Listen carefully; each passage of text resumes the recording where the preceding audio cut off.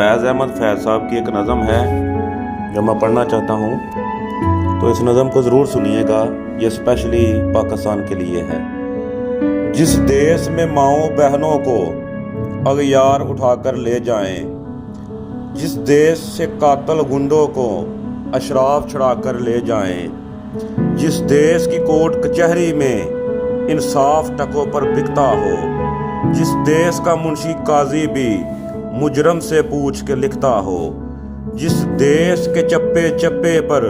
police के नाके होते हों, जिस देश के मंदिर मस्जिद में हर रोज धमाके होते हों, जिस देश में जाके रखवाले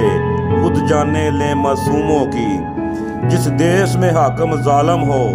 सिसकी ना सुने मजबूरों की, जिस देश के आदल बहरे हों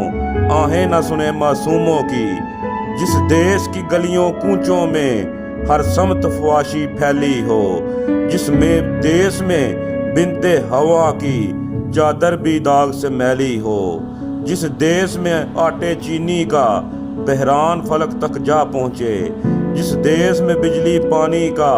फुकदान हलक तक जा पहुँचे, जिस देश के हर चौराहे पर दो चार बेकारी फिरते हों, जिस देश में रोज जहाज़ों से